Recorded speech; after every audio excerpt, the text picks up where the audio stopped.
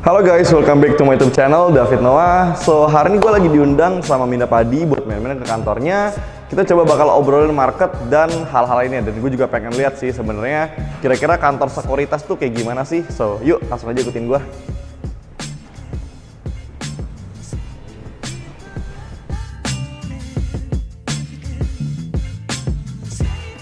Oke guys, jadi sekarang kita udah sampai ke kantor Mina Padi Investama Sekuritas Tbk. Nah, jadi Mina Padi Sekuritas ini apa? Simpelnya, kita tuh bisa membeli saham lewat Mina Padi ini. Karena kita bisa download aplikasi mereka, online tradingnya mereka, dan kita juga bisa pakai dealer atau orang yang bantuin kita menginput ketika kita pengen membeli saham.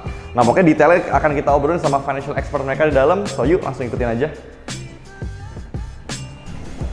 Halo, permisi.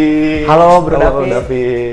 Hendro. Nih, teman-teman, Hendro, financial expert dari Mina Padi. Kenalin, aku Hendro, aku perwakilan dari Mina Padi Investama Sekuritas. Ya, terima kasih udah diundang ke sini. Wah, kantornya keren banget ya. Thank you, Bro David, udah mau datang nih ke sini nih. Terima kasih banyak. Jadi ini ada apa aja nih, Bro, di kantor ini nih? Oke, jadi kita ada beberapa ya, ada misalnya ada galeri untuk meeting. Oke. Ada juga di sini nanti aku akan kasih lihat ya. Jadi kantor kita ada ruangan untuk analis. Dan juga satu lagi untuk dealer. Karena trading kita, room kayak gitu ya. Kita Keren. masih nyediain untuk dealer untuk menginput nasabah secara manual ya. Oh gitu. Oke, sebelum kita ngobrol-ngobrol boleh nggak kita keliling sebentar? Boleh banget, Bro David. Iya guys, kita coba lihat nih. Kita ikut. Jadi kantor sekuritas tuh kayak gini ya, keren banget. Ini ada ininya. Ini ada pantry. Iya. Nah, yang pertama ruangannya itu ada di sebelah kanan. Di sini Bro David ada ruangan untuk para analis di mana. Nah, kalau Bro David bisa lihat di sini banyak buku. Jadi kita tiap tahun itu akan membuat laporan juga ya. Bukunya sebanyak itu laporan. Ini baru masuk apa ya? Kita analisa fundamental ya di sini. Fundamental, ya. Jadi di sini tempatnya analis-analis untuk bikin report untuk para klien gitu ya. Betul banget, untuk para klien karena kita setiap hari juga kita buat morning dew. Jadi morning dew, jadi setiap hari kita kirim untuk para investor kita. Agar investor kita juga punya istilahnya kita punya bayangan soal kondisi market. Kondisi market dan juga kondisi beberapa emiten nih. Ya, betul. Misalnya ada berita-berita penting tentang misalnya ada dari sektor keuangan, dari sektor keuangan dan lain-lain, itu kita buatkan untuk masing-masing nasabah. Ya, jadi kalau di saham itu guys, fundamental daripada sebuah perusahaan atau performa perusahaan itu juga harus kita cek. Jadi kita nggak bisa beli lalu kita lupakan gitu aja. Bisa jadi tiba-tiba perusahaannya mengalami laba turun atau misalnya jadi terjadi resiko bisnis kayak gitu ya, yang menyebabkan harga sahamnya juga bisa terpengaruh. Jadi ini adalah ruangannya analis daripada Mina Padi Sekuritas. Jadi kalau kalian misalkan jadi nasabah di sini, kalian juga akan dapat report-report yang tadi Bro Hendro bilang. Betul Gitu banget. ya. Tapi ini lagi pada istirahat. Lagi pada istirahat, ya. Lagi pada kosong, lagi pada istirahat. Jam makan siang soalnya, Jam makan guys. siang. Oke, keren.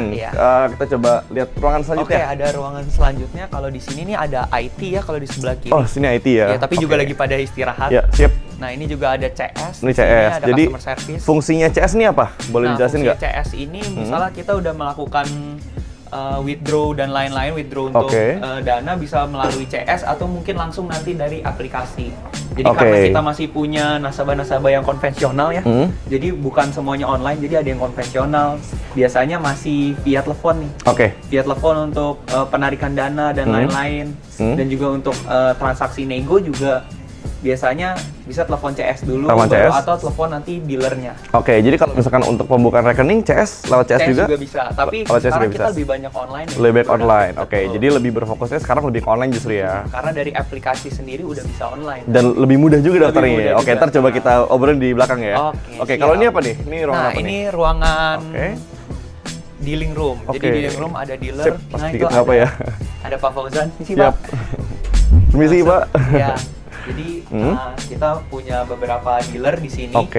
Jadinya untuk kita input orderan secara manual dan juga ada juga transaksi nego ya di sini kan. Pasti di setiap sekuritas juga harus menyiapkan minimal seorang dealer untuk transaksi nego. Betul. Jadi dealer ini adalah orang yang membantu kita menginput orderan kita.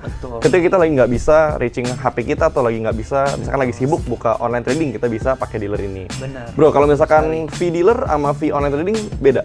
Beda dikit lah ya? Beda sedikit. Ya. Kalau dealer kira-kira berapa? Kalau dengan dealer biasanya start dari 0,20 sampai 0,25 ya. Itu untuk beli untuk jualnya. dari 0.30 0.30 sampai 0.35. Oke, kalau online trading berarti 0.15, 0.25. Betul. Oke, coba ntar kita bahas online trading lebih dalam di belakang. Oke. Oke, siap. Wih, Oke. keren banget nih. Bro Ya, David, kita langsung aja ke ruang meeting. boleh, yuk langsung ruang meeting ya. Jadi Yuk. kita bisa sekalian ngobrol-ngobrol Sip, nih di ruang aman-aman. meeting. Ini juga ruang meeting ini untuk para investor baru, misalnya investor baru datang langsung ke kantor. Oh gitu. Mau dilayanin, biasanya kita nggak ngajak ke kantor. Oh bisa gitu ya? Jadi kita ajaknya ke dua ruangan ini. Sip, keren. Nah, di sebelah kanan dan juga sebelah kiri. Oke guys, tadi kita udah lihat-lihat ruang analis, kita udah lihat trading room-nya. Keren banget ya, jadi fasilitas yang ada di kantor ini. Jadi sekarang kita lagi ada di meeting room-nya Minapadi. Yes, betul. Yang gue penasaran nih lukisannya. Ini lukisannya emang melambangkan Minapadi atau gimana nih bro? Iya, betul banget bro. Kalau kita lihat ini Heeh. ada ibu-ibu lagi ini ya, memanen padi. Padi, Ya. oke. Karena sesuai namanya Minapadi ya, jadinya gambarnya ini. Oh gitu, ini bagus banget guys ya. Jadi ya keren lah lukisannya. So, hari ini kita mau ngobrol apa nih buat teman-teman nih? Kita khusus hari ini Minapadi ngundang Bro David ke sini Waduh, tuh terima kasih nih. untuk ngomongin market outlook nih di Market 2022 akhir ya, karena Ya. kita video sekarang kan ini di bulan Oktober ya. Oktober, Berarti ya. betul. Oktober sampai Desember ini gimana sampai tutup tahun, dan Ya. juga apa yang akan Bro David lakukan nih di tengah ketidakpastian di 2023 nih. Waduh, Kan udah seru banget banyak tuh banget pasti. ya Bro Ya, yang ya.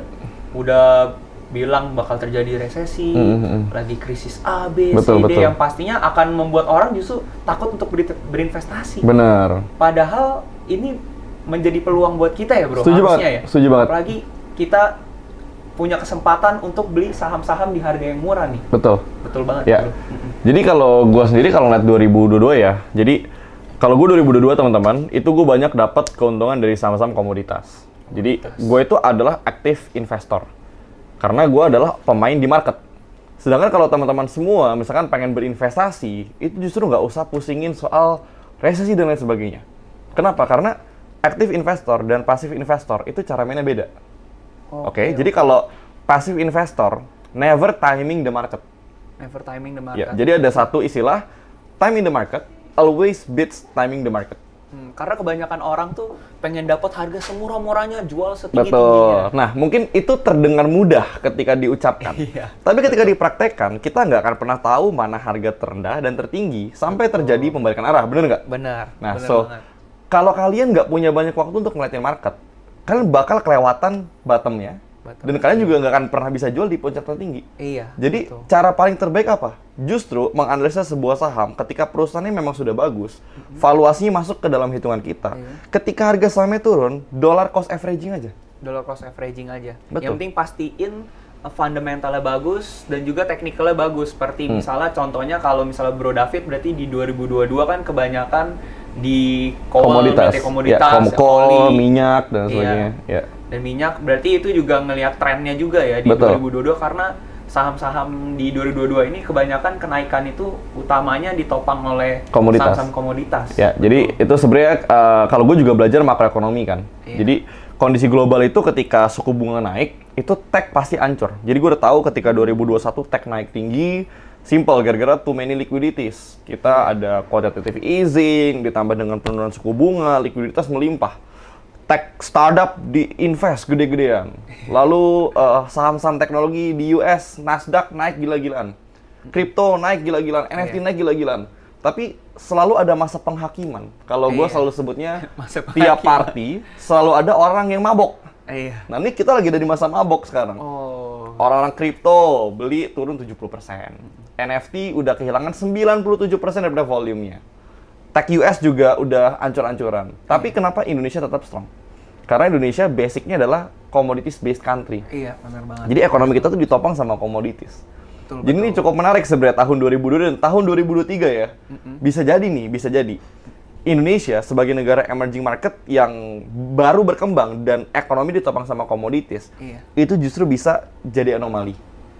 Ini cerita pernah ada di tahun 1980-an zaman dulu. 1980-an. Iya. Jadi itu ada cerita Volcker itu pemimpinnya The Fed zaman dulu. Iya. Hawkish naikin suku bunga tinggi banget karena inflation zaman dulu juga tinggi banget. Yang menyebabkan ya ibaratkan rem darurat di ekonomi Amerika hancur.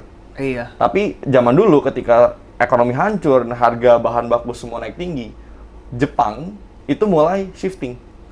Jadi dulu mereka heavy industries, butuh banyak energi, mereka shift ke light industries. Oh, justru mereka ke light industries dan justru itu yang menyelamatkan. Itulah yang menyelamatkan ekonomi mereka, yen mereka, dan Nikkei atau indeksnya mereka. Iya, indeksnya mereka. Jadi mungkin 2023 kita harus ngeliat kebijakan pemerintah dulu, kira-kira apa yang dilakuin supaya kita juga bisa jadi anomali kayak Jepang zaman dulu gitu loh. Iya. Karena kalau kita lihat sekarang udah mulai diberlakukan EBT ya, energi baru terbarukan. Iya.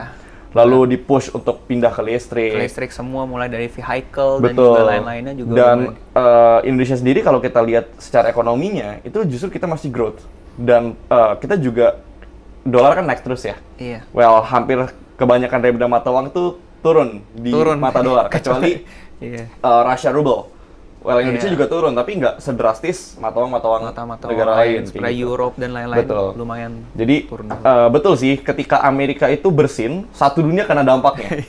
Tapi ya kita berharap bahwa 2023 bisa jadi tahun yang cukup tough, tapi semoga Indonesia juga bisa resilient, bisa tahan indeksnya terhadap pergerakan ekonomi atau market US juga kayak gitu. Sebenarnya. Kira-kira sektor apa nih Bro David yang Ya. kira-kira Bro David udah mulai intip-intip, udah mulai lihat yang akan Bro David nanti coba untuk perdalam lagi. Biasa kan karena investor itu pasti sebelum melakukan investasi, sebelum membeli kan pasti kan due diligence dulu nih. Kira-kira sektor apa nih? Oke.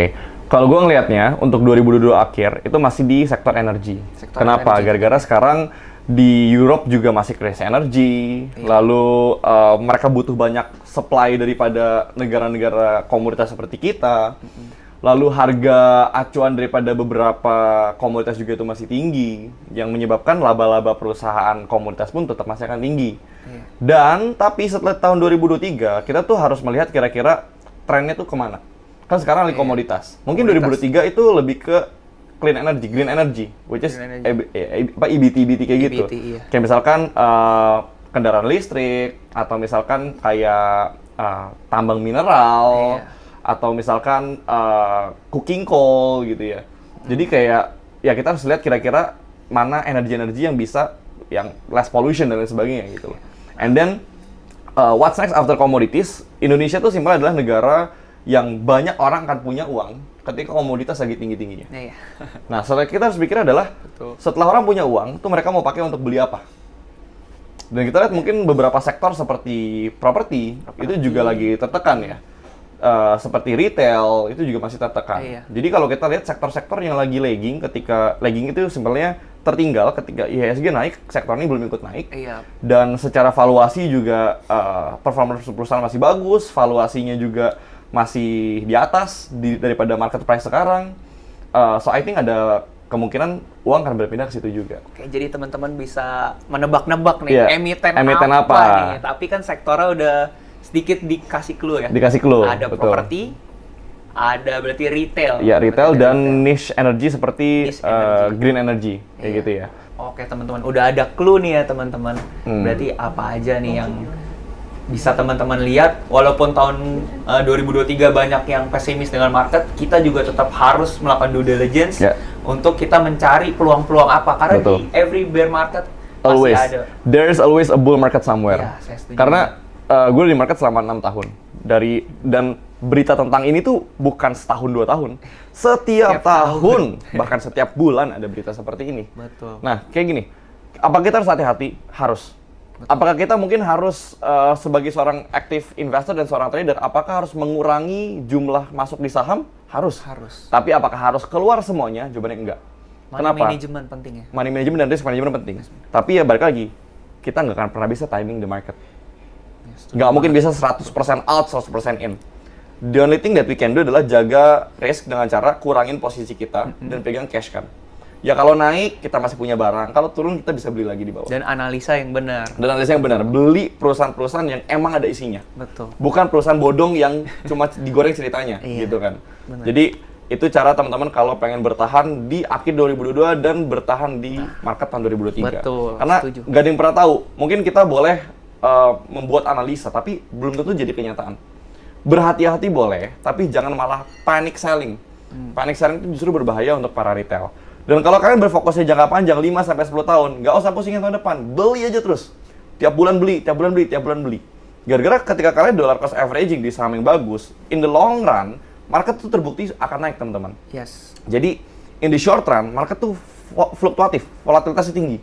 Tapi in the long run gitu ya, market always going up. Selalu ada cuma satu arah. Betul. Ya, jadi kalau buat teman-teman semua yang para passive investors kayak gitu ya, yang penting simple banget sebenarnya. Just find a good, wonderful company, cari perusahaan yang bagus, valuasinya make sense, performance-nya bagus, laba terus bertumbuh, ekuitas bertumbuh, dan beli bertahap. Beli bertahap. Sampai perusahaannya, misalkan ya mengalami penurunan. Gitu. Selama perusahaan masih bagus, beli terus bertahap. Karena in the long run, 5-10 tahun, kalian akan berterima kasih kalian berinvestasi mulai dari sekarang. Betul, setuju. Nah, buat teman-teman yang pengen beli saham, gimana caranya? Simple banget, teman-teman tinggal buka akun sekuritas. Nah, makanya gue ajak kalian ke Minapadi Sekuritas supaya teman-teman juga bisa belajar bagaimana cara kerja sekuritas di belakangnya. Betul. Kalau Minapadi ada online trading ya? Ada, bro. Ada. Boleh kita lihat nggak? Oke. Oke, kita review dulu guys ya. Kalau teman-teman pengen lihat reviewnya, nanti kalian gue kasih di sini nih. Oke? Jadi teman-teman, kalau dulu zamannya mungkin angkatan saya sama angkatan bro, mungkin agak sulit ya untuk nyari sekuritas karena mungkin dulu di kuliahan sekuritas tuh datang cuma setahun sekali untuk ya kita datang itu cuma buat untuk poin kuliahan lah ya. Dan minimal pembukaannya mahal. Iya, minimal pembukaannya tuh mahal dan juga ini sebuah privilege lah buat bisa kita bikin. Bener banget. Sekarang gampang banget. Sekarang udah dipermudah ya? Udah. Minimal berapa ininya? Sekarang kita nggak ada minimal. Nggak ada minimal? Jadi kita nggak ada minimal, oh, gitu. Kita bisa langsung buka. Wih, keren. Di akunnya Minapadi. coba Pertama kita bisa download di App Store. Dan setelah download, nah aku akan buka untuk kasih lihat Bro David aplikasinya. Nah, mana nih? Ya. Namanya apa? Nama aplikasi? Namanya adalah Master Online V2. Teman-teman bisa Master download. Online V2. Teman-teman bisa download di Android maupun di App Store. Apple. Dan juga kita ada desktop juga. Sip, keren. Nah, jadi kalau Bro David lihat di sini nanti teman-teman juga bisa lihat di sisi atas. Nah, ini kita bisa langsung open account. Jadi kita bisa langsung tekan open account. Tapi ini aku udah punya account ya. Aku udah punya account, jadi aku tinggal buka aja, masukin password. Jadi ini kalau mau open account 1 kali 24 jam bisa selesai ya? Selesai. Dan sangat mudah ya? Dan sangat mudah. Mungkin cuma 5-10 menit sudah bisa punya akun sekuritas. Iya, dan juga kita terkoneksi dengan RDN-nya BCA. Jadi ketika teman-teman punya rekening BCA atau rekening lain, teman-teman bisa buka, nanti seluruh dana teman-teman itu ditaruhnya di RDN ya teman-teman, bukan di sekuritas. Betul banget. Jadi ini yang harus teman-teman tahu ya. Kalau kalian membeli sebuah saham, dana kalian itu ditaruh di bank kustodian. Nah, betul. Di mana yang kita di sini adalah pakai BCA. Jadi ketika sekuritasnya kenapa-napa itu udah nggak ada hubungannya. Dana kalian sudah pasti aman 100%. Karena ditaruhnya di bank kustodian. Betul. Nah, ini aplikasinya. Nah, ini aplikasinya. Jadi ada apa aja nih, dan ada fitur unggulan apa yang bisa teman-teman lain pakai juga? Seperti pada normalnya ya, kita pasti ada running trade. Di sini ada running trade. Nah, ini lagi istirahat ya teman-teman ya. Jadi kalau kita lihat ada stock interest, jadi kita bisa masukin nih saham-saham apa yang kita ini. Misalnya kita mau masukin, kita sebut aja BCA. Nah, jadi kita bisa langsung monitor sebanyak-banyaknya saham yang ingin teman-teman monitor ya. Jadi, lalu ada selanjutnya ada chart juga. Nah, jadi kita bisa lihat chart di sini secara jelas. Karena kan penting juga ya untuk misalnya bro yang trader, jadi harus lihat chart. Betul banget. Hanya tinggal dari genggaman tangan. Lalu ada notation. Nah, notation ini jadi untuk beberapa perusahaan-perusahaan emiten yang misalnya ada yang belum memberikan negatif equity dan lain-lain. Jadi teman-teman dipermudah nih untuk tahu kira-kira perusahaan mana yang layak untuk diinvestasi. Betul. Dan juga selanjutnya ada IPO dan lain-lainnya. Broker dan juga ada trading. Nah, ini trading untuk nanti order dan segala macam. Yang pastinya sangat mudah. Ini ada broker summary juga ya? Ada broker summary juga. Jadi simpelnya broker summary itu adalah ketika kita mau trade dalam sebuah saham, kita bisa melihat arus uang. Kira-kira uang yang masuk berapa, siapa yang membeli, itu bisa kita cek di broker summary. Betul. Jadi gue pun ketika trading, gue bisa ngitung barang, kira-kira siapa yang masuk, angkanya berapa, demand berapa banyak, siapa yang punya barang. Itu ada ilmunya lah, tapi ini bisa dilihat juga di sini. Bisa ikut kelasnya Bro David langsung, pasti. Nah, broker summary itu tapi hanya bisa dibuka setelah market tutup ya, Betul. Sekarang setelah market tutup. Zaman dulu bisa ketika running, sekarang ketika market tutup. Karena udah peraturan dari bursa. Dan juga kita lagi ngembangin nih bro, yang paling terakhirnya ini adalah kita mau bikin fitur yaitu trailing stop. Untuk para trader, karena kita juga pasti sebagai sekuritas selain investor, kita juga ingin mendapatkan klien, yaitu yang trader juga. Betul. Jadi trader itu butuh banget yang namanya trailing stop, Betul. teman-teman, dan juga stop loss. Dimana ketika kalian tinggal, misalnya kalian juga sambil ngantor atau sambil ngerjain bisnis lain, bisa auto order lah ya. Kita bisa auto order untuk jual ketika harganya menyentuh harga yang stop loss-nya teman-teman. Ya, ini aplikasinya sebenarnya cukup simpel sih teman-teman. Jadi buat investor atau trader pun kalau kita pengen order, nanti ada di sini ya. Ini order, portofolio, stok semuanya bisa dalam satu di sini doang. Jadi bisa cepet ya. Kayak misalkan pengen lihat chart, kita tinggal misalkan lihat order booknya. Terus misalkan kita ngeliat order book, berapa nih lot bid offernya. Kita pengen buka chart, tinggal buka, dan simple banget, cuma tinggal slide di sini aja. Jadi buat para trader, kita tuh harus cepet ngeliat bid offer, kita harus lihat chart, kita bisa lihat chart 1 hari, 1 minggu untuk ngeliat trennya juga. Jadi semuanya bisa teman-teman analisa lewat sini aja. Dan selain teman-teman bisa analisa lewat sini, teman-teman juga bakal dapat fasilitas report dan lain sebagainya oleh tim Minapadi. Jadi menarik banget nih. Nih misalkan kalau audiens gue, penonton-penonton, followers ini pengen buka account, ada promo nggak sih? Ada dong kalau buat kita-kita.